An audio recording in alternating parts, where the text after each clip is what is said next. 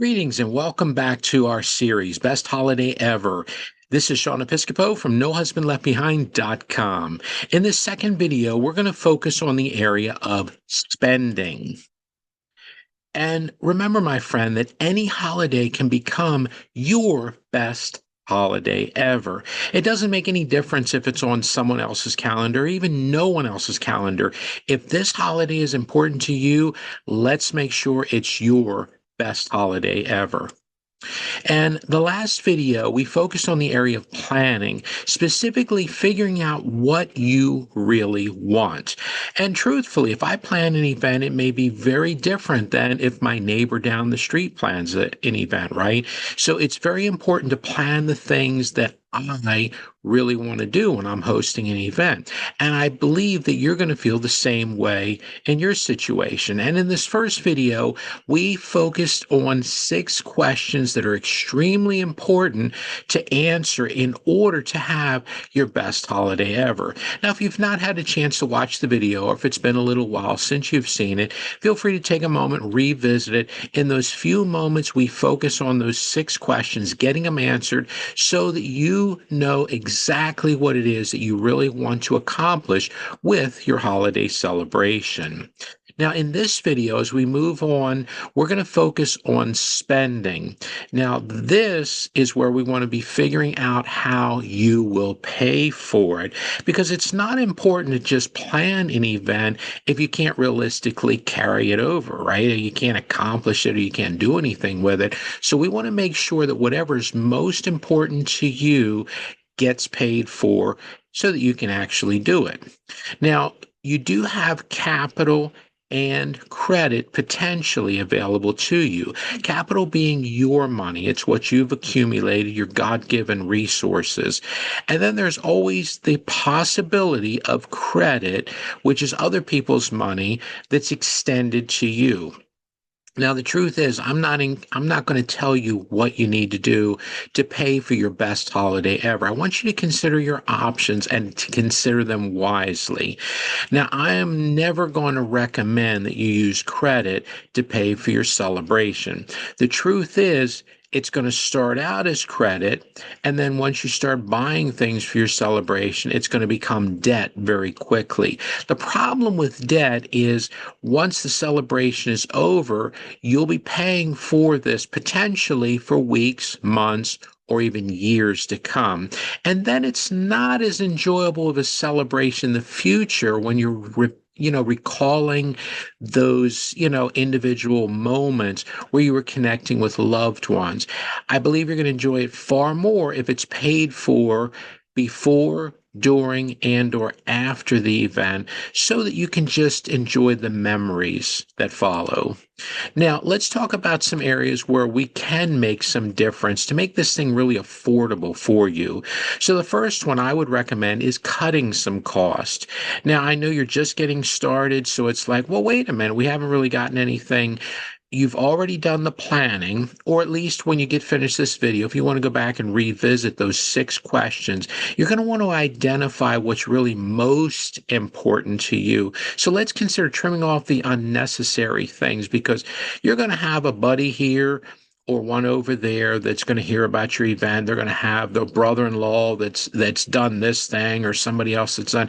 The truth is, my friend, let's make sure that your event is your best holiday ever, the things which you will enjoy the most. So anything that is recommended, or maybe some things you heard about or read about, if it's not going to make a significant impact for your celebration, consider planning only the most important aspects. And truthfully, deep down inside, I believe only you know that. But maybe, you have a friend or a spouse or somebody's helping you with planning your celebration. Consider identifying what could be trimmed. I want you to consider at least removing something from your list of expenses, if at all possible.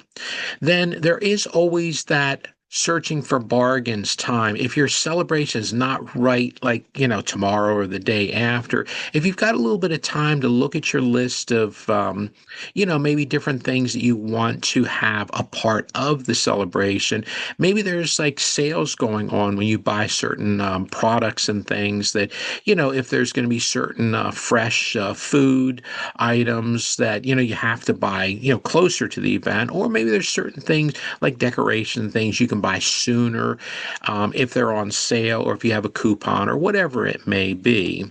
Now, another thing you consider is sharing some costs. So each guest could contribute something, especially if this is like a family event where you have different, brothers and sisters, or, maybe parents want to chip in, or in-laws or whatever.